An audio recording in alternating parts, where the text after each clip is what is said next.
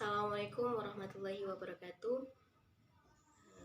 Perkenalkan, kami dari kelompok 3 ingin mempresentasikan makalah kami yang berjudul Ruang Lingkup Penilaian Kelas. Langsung saja. Isi model penilaian kelas ini meliputi konsep dasar penilaian kelas, teknik penilaian, langkah-langkah pelaksanaan penilaian, pengolahan hasil penilaian, serta pemanfaatan dan pelaporan hasil penilaian. Dalam konsep penilaian, akan dijelaskan apa yang dimaksud dengan penilaian, manfaat penilaian, fungsi penilaian, dan rambu-rambu penilaian.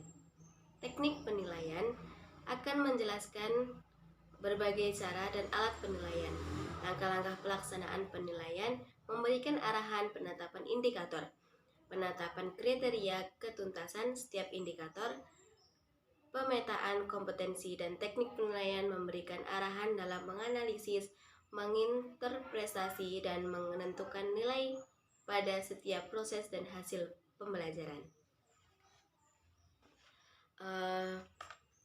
Untuk penjelasan tentang pengertian, fungsi, tujuan, teknik, dan instrumen penilaian kelas itu sudah disampaikan oleh kelompok sebelumnya.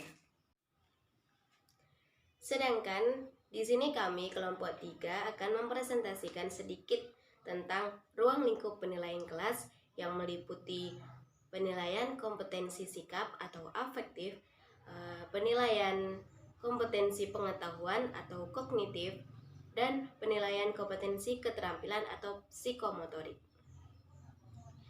Baiklah, di sini saya akan menjelaskan sedikit tentang penilaian kompetensi sikap atau afektif. Berkenaan dengan ranah afektif, ada dua hal yang harus dinilai. Yang pertama, kompetensi afektif yang ingin dicapai dalam pembelajaran meliputi tingkatan pemberian respon, apresiasi, penilaian, dan internalisasi. Yang kedua, sikap dan minat peserta didik terhadap mata pelajaran dan proses pembelajaran.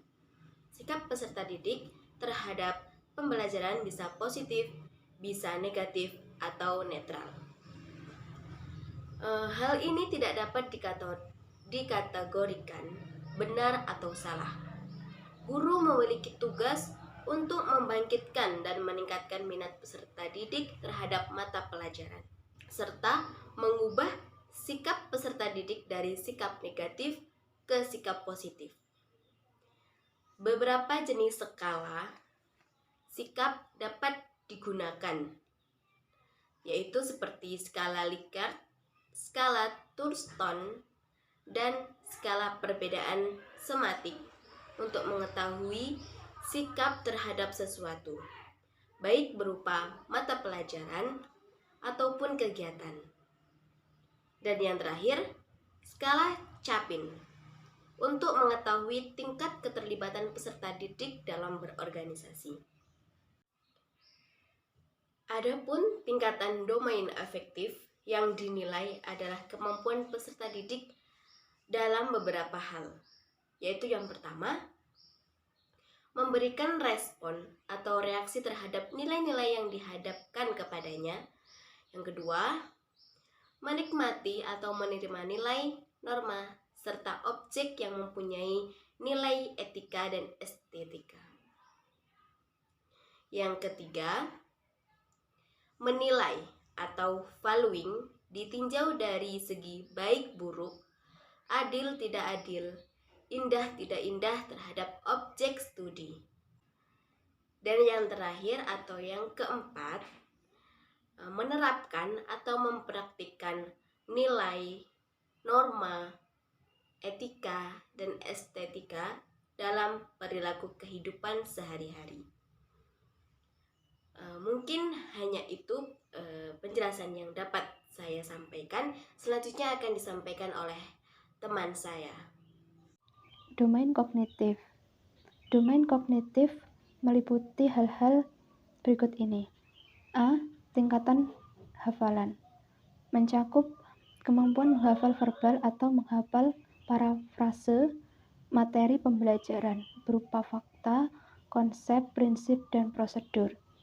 B. Tingkatan pemahaman, meliputi kemampuan membandingkan, menunjukkan persamaan, dan perbedaan, mengidentifikasi karakteristik, menggeneralisasi, dan menyimpulkan. C. Tingkatan aplikasi, mencakup kemampuan menerapkan rumus, dalil, atau prinsip terhadap kasus-kasus nyata yang terjadi di lapangan. D. Tingkatan analisis, meliputi kemampuan mengklasifikasi, menggolongkan, merinci, mengurai suatu objek. E. Tingkatan sintesis, meliputi kemampuan memadukan berbagai unsur atau komponen, menyusun, membentuk bangunan, mengarang, melukis, menggambar, dan sebagainya.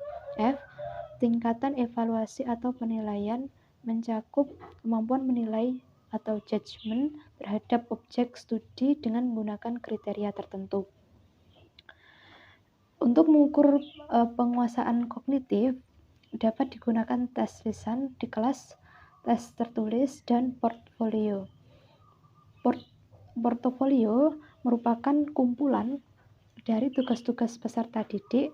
Tujuannya adalah untuk mengukur kemampuan membaca dan nulis yang lebih luas. Peserta didik menilai kemampuannya sendiri dan menilai sejumlah karya peserta didik. Dengan kata lain, semua tugas yang dikerjakan peserta didik dikumpulkan dan di akhir satu unit program pembelajaran diberikan penilaian. Dalam menilai dilakukan diskusi antara siswa dan guru untuk menentukan skornya. Prinsip penilaian portofolio adalah peserta didik dapat melakukan penilaian sendiri, kemudian hasilnya dibahas. Karya yang dinilai meliputi hasil ujian, tugas mengarang, atau mengerjakan soal. Jadi portofolio merupakan alat pengukuran dengan melibatkan peserta didik untuk menilai kemampuan berkaitan dengan mata pelajaran tertentu. Domain psikomotorik.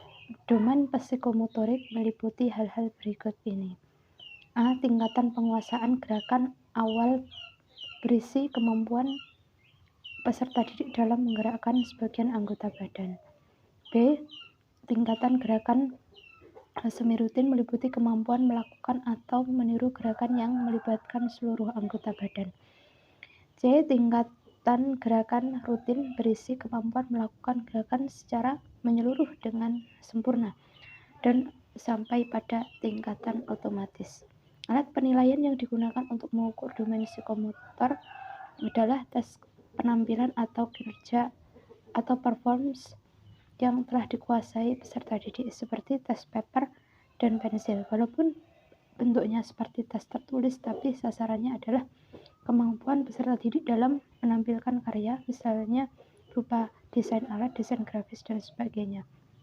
Tes identifikasi. Tes ini menunjukkan untuk mengukur kemampuan peserta didik dalam mengidentifikasi suatu, misalnya menemukan bagian yang rusak atau yang tidak berfungsi sebagai alat. C. Tes simulasi. Tes ini dilakukan jika tidak ada alat yang sesungguhnya yang dapat dipakai memperagakan penampilan peserta didik. Dengan demikian, melalui simulasi peserta didik tetap dapat dinilai apakah dia sudah menguasai keterampilan dengan bantuan peralatan tiruan atau memperagakan suatu alat. D. Tes petik kerja work sample. Tes ini dilakukan dengan alat yang sesungguhnya. Tujuannya adalah untuk mengetahui apakah peserta didik sudah menguasai atau terampil menggunakan alat tersebut. Penilaian perlu pula dilakukan terhadap daya tarik, minat, motivasi, ketekunan belajar, dan sikap peserta didik terhadap mata pelajaran tertentu beserta proses pembelajarannya. Dalam penilaian berbasis kelas, ketiga domain tersebut harus diperhitungkan secara seimbang dan proporsional.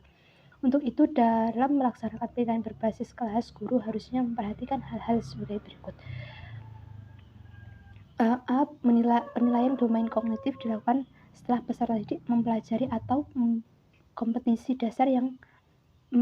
kompetisi dasar yang harus dicapai akhir dari semester dan jenjang suatu pendidikan. Penilaian domain afektif dilakukan secara berlangsung kegiatan pembelajaran baik di dalam maupun luar kelas. Jadi penilaian domain psikomotor dilakukan selama berlangsungnya suatu proses kegiatan pembelajaran. Mungkin hanya itu yang dapat saya sampaikan. Kurang lebihnya mohon maaf. Akhiran wassalamualaikum warahmatullahi wabarakatuh.